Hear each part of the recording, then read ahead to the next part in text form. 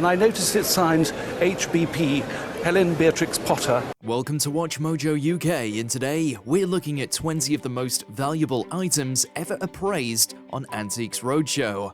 Before we begin, we publish new content every day, so be sure to subscribe to our channel and ring the bell to get notified about our latest videos. He had a good eye for paintings. He certainly did. Number 20. Vase Collection. Really, of course, Harry Davis means a lot to my family because Dad knew him very well. This woman brought in her father's collection of fine china, crowned with a selection of extremely rare vases. He went through the teacups and saucers first, each carrying a potential auction price of a few £100s. But the big surprise came with the vases themselves. And a great big vase there by another marvellous artist. There's the work of Charlie Baldwin. Bird lover through and through, and sweeping swans growing round there. The two biggest vases had a valuation of £7,000 and £8,000 respectively, while the smaller vase was still worth a commendable £5,000. Harry Davis there on a vase and cover with an unusual scene. I suppose it's going to be £5,000. Pardon? £5,000 now for a Harry Davis vase. This puts her whole family collection somewhere in the range of £20,000 to £25,000, and possibly more if she holds on to it. Considering this valuation is from the very early 2000s, we've no idea what they'd be worth today. It makes you think, really, when these were made as labours of love by the artists, as great bits of porcelain.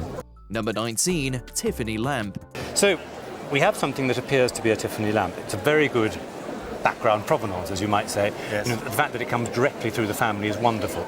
Alarm bells were ringing when this lamp was brought on because apparently there's a large market for fake Tiffany lamps, and lots of them are circulating. We're led to believe that this one is genuine, though interestingly, it didn't have the usual signature of a Tiffany piece anywhere immediately visible, thanks to the vibrant colours and depth of the glasswork. Now, I think we can see immediately the colours burst out of this, because Tiffany specialised in not just coloured glass, but the glass itself is mottled and layered, and so that it's full of colours with each piece. Our expert also said he'd been unaware that Tiffany had had a chrysanthemum lamp in his floral collection, making this even more interesting. It's absolutely classic. Now, the story that you tell sounds fine. The only problem is the lack of the mark, and I don't know the shape. He said he'd need more research to ascertain whether it was truly genuine, but still advised it should be insured by as much as £30,000, though a few years later, it would have been double that. Number 18. Claret jugs. These claret jugs were bought for £50 in the 1960s, which is about £800 now.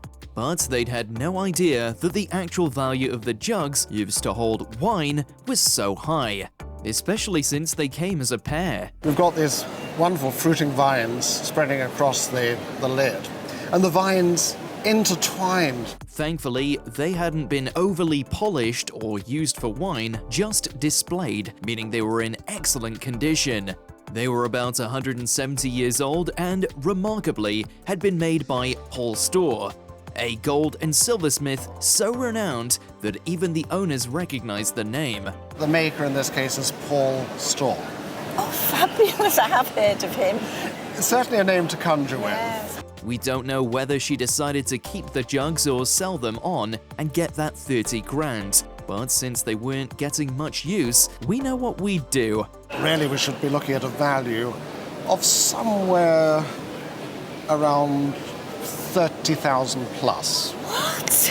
Wow, that's fabulous. Number 17. Georgian table. It's about 1770. Yeah, right. Now, this form of table, before we go into the exact date, was virtually invented or certainly promoted by a Scotsman.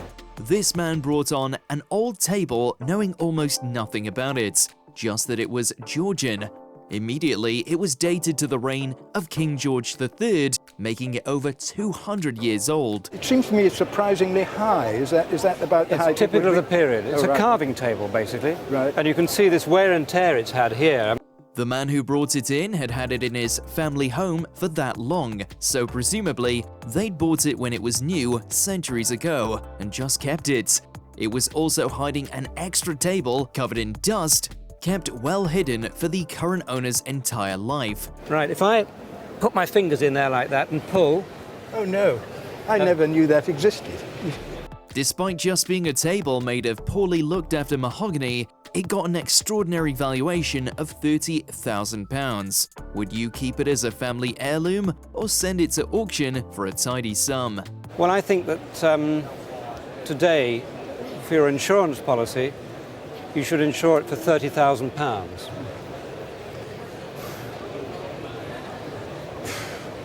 Thank you very much. Number 16, Titanic medal. This was a truly fascinating piece of history from an old episode when the world was gripped by Titanic frenzy in the 1990s. It says presented to Dr. McGee as a slight token of affection and esteem by these survivors of the Titanic. They'd belonged to the owner's late father, who had been the only doctor about a ship, the Carpathia. History buffs will already know that RMS Carpathia answered the Titanic's distress call, and Frank McGee, the woman's father, was the chief surgeon and instrumental in the rescue attempt. That is made out of 14 karat gold. Yes. And there were only 14 of them made. Oh, yes. Yes. Did you know that? I didn't know that. Over 700 were rescued by Carpathia, and McGee received these medals as thanks from the survivors and the Humane Society. One of these medals was worth £30,000, but of course, there was absolutely no way these precious heirlooms were going to auction. In New York, in 1997, one of these medals was sold for $50,000. Yes. So that equates roughly to £30,000 now. George heavens. Number 15, Cartier jewelry. So how did you acquire these fabulous jewels? Well, my mother died last year and she left them to me. I'd seen her wear them, but I didn't really know what they were. This small collection of citrine Cartier pieces turned up on the Roadshow in 2022, complete with the original boxes from when they'd been bought in the 1940s.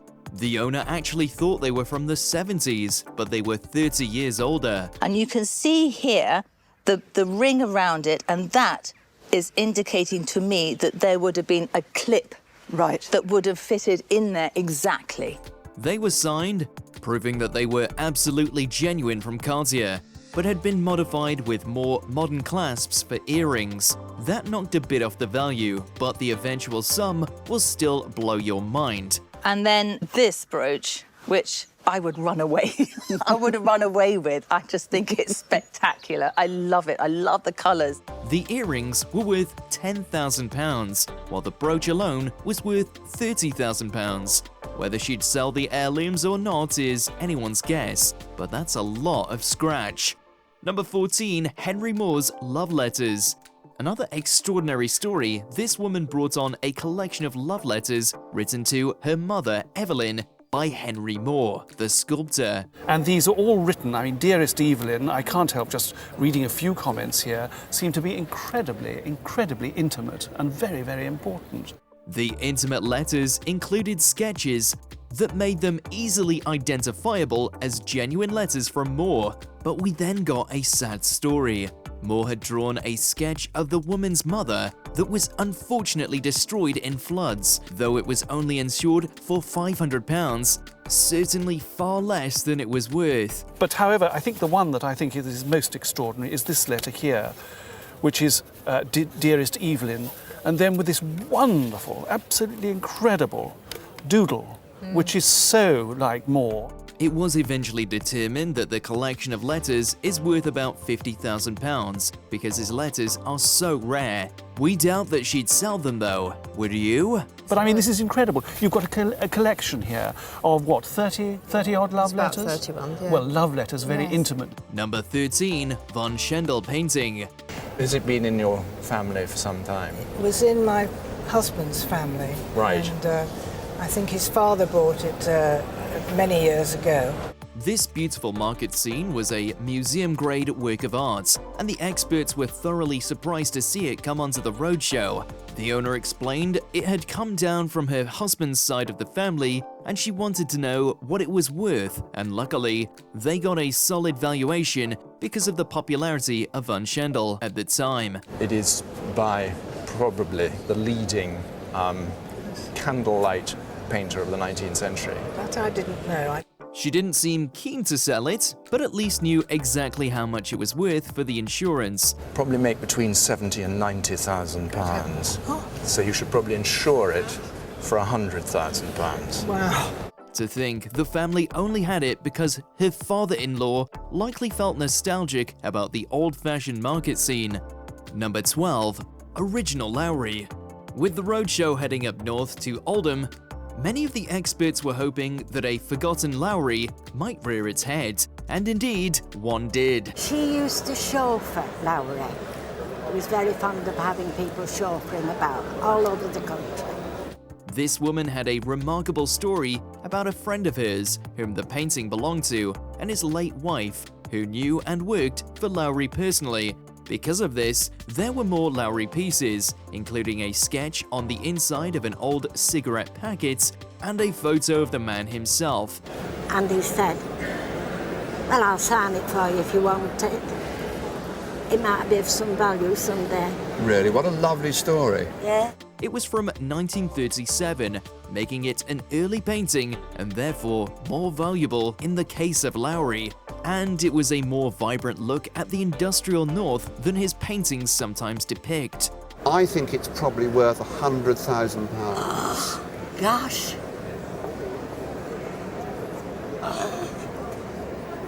Number 11. Philip Rundle candelabra.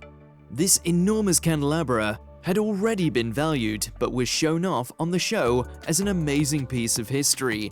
Rundle Bridge and Rundle, the royal goldsmiths.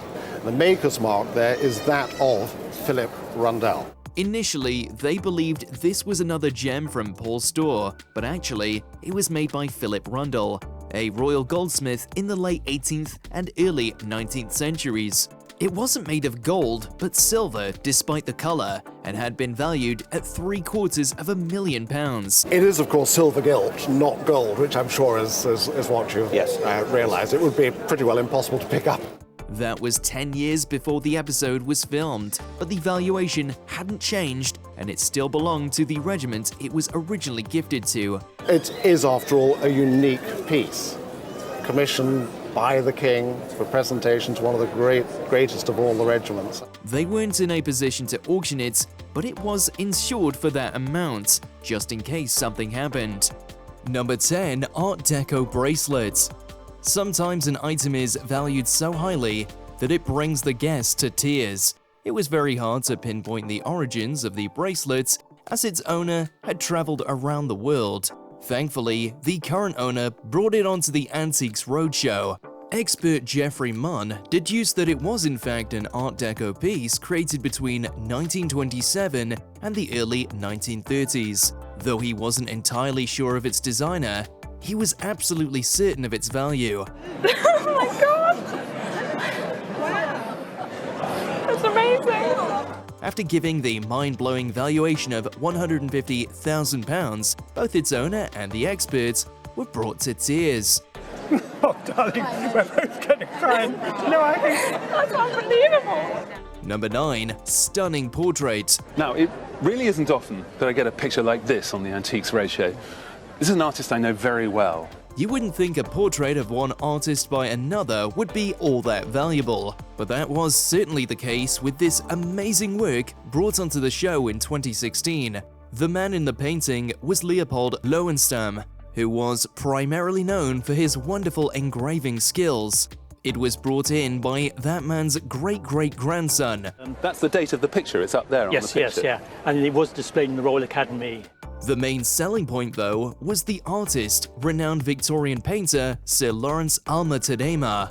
This beautiful symbol of friendship had a jaw-dropping valuation of £200,000 to £300,000. The owner was certainly giddy after hearing that.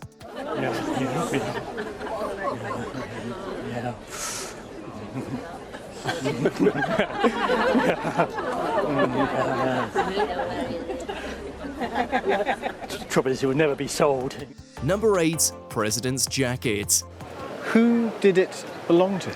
This jacket belonged to JFK. History buffs with deep pockets are willing to spend exuberant amounts of money for a little slice of the past.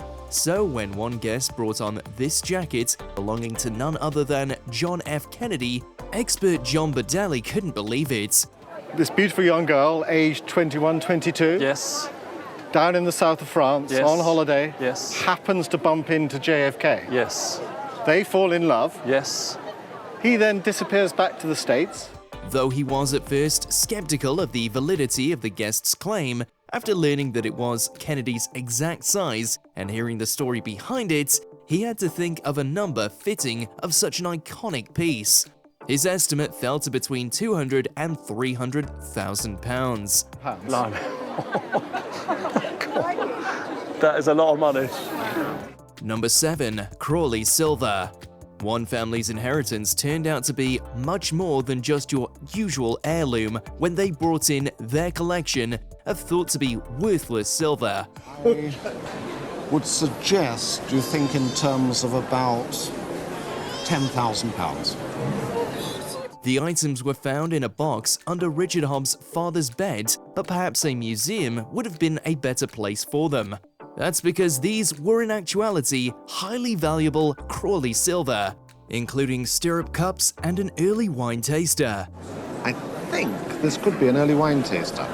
As such, this item got the stunning valuation of £250,000. However, it would turn out to be even more valuable, as it later sold for £300,000. Number 6. A rare guitar. Now, you brought me in an exceptionally rare guitar with an even more interesting story behind it. When it comes to rock and roll memorabilia, few things can compare to a guitar owned by a legendary musician. On one episode of Antiques Roadshow, a lucky individual brought in a guitar once owned by George Harrison himself, 1/4 of the Beatles. In the 70s and 80s, I was doing lots of recording sessions on guitar. And one of the things I used to do regularly was sessions for handmade films. Okay. That George Harrison started. I was asked to play guitar, which was great. With its fantastic condition and historical significance within music history, this guitar was appraised at an astounding £300,000 to £400,000. Though this is a staggering appraisal number, it would only end up fetching around £100,000 when it actually sold. You know, to own a guitar that was once owned by both John Lennon and George Harrison, can you get a better history? Number 5. Van Dyck painting. As we've seen earlier in this list, Antiques Roadshow has had its fair share of impressive paintings over the year, but one particular masterpiece stood out from all the rest. Knew nothing about it. I spent £400 for it. A portrait believed to be owned by renowned Flemish painter Sir Anthony van Dyck was brought in for appraisal and left both experts and viewers astounded. Shockingly, this item was picked up by Father Jamie McLeod at an antique shop for just £400. What he didn't know was that this piece was worth far more than that. In the end, it was awarded an amazing valuation of around £400,000. The way you can almost see the bone under the nose here.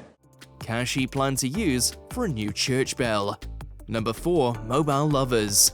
Banksy has become synonymous with contemporary art rebellion, and his thought-provoking works often fetch high prices. It was on an old piece of wood, this piece of wood, which was in an old doorway just outside of my club. In a surprising turn of events, one individual brought in a piece of his called Mobile Lovers to the Antiques Roadshow. This is the Antiques Roadshow, and this was done on April the 12th this year. The piece was actually confiscated from the Bristol Boys Club until Banksy himself wrote to them saying it now belonged to that club that he used as his canvas.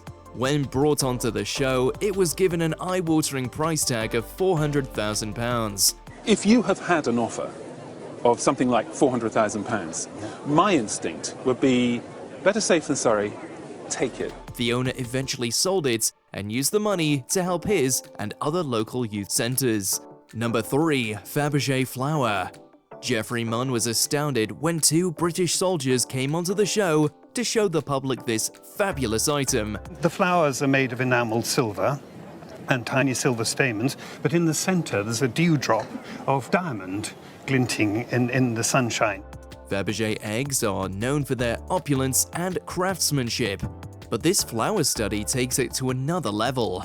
Made by Peter Carl Fabergé himself in the very early 1900s, this delicate creation is adorned with diamonds and other precious gemstones. I find Fabergé things on the Antiques Roadshow, but nothing of this scale. Being both created by a renowned craftsman and being composed of already high-value materials, you just know this thing is not gonna come cheap. Its value, you guessed it, around £1 million. In my opinion, that this is worth £1 million. Really? Wow. Number 2, Angel of the North. But it is an original. That is an original, but that existed before the real thing. We're not talking about an actual full-size sculpture here, don't worry. No, this is a maquette, or small-scale model, of one of Britain's most iconic sculptures, the Angel of the North. And indeed it was an angel or a group of angels who heralded the birth of Christ, using something that has a deep resonance in our culture. Created by artist Anthony Gormley in 1998, this maquette was used to visualize and design the monumental sculpture that stands in Gateshead. Its valuation on Antiques Roadshow was handled by Philip Mould, who had no choice but to give it one of the highest valuations so far, an impressive £1 million. I think on the basis that this is half the size, I would comfortably value it at £1 million. Amazing. Number 1, FA Cup. I'm really rather stunned and shocked with what you brought along. There are few achievements as prestigious in football as winning the FA Cup. But how do you put a price on the physical prize? This version brought onto Antiques Roadshow was constructed by Federini and Sons and is actually the one that had the longest career in football, used between 1911 and 1991. What would it have been used for? Well, I think the fact that it's got all these vines and grapes on it, it might have been used as a wine cooler or a champagne cooler. It's no surprise then that the price tag put on this trophy by expert Alistair Dickinson was a mind-melting £1 to £1.4 million. It doesn't get much higher than that. I think quite comfortably this has got to be worth well over £1 million. Let us know in the comments if you've ever had a windfall on an old antique. I could see there would be a little bit of a fight over this. Do you agree with our picks? Check out this other recent clip from WatchMojo UK and be sure to subscribe and ring the bell to be notified about our latest videos.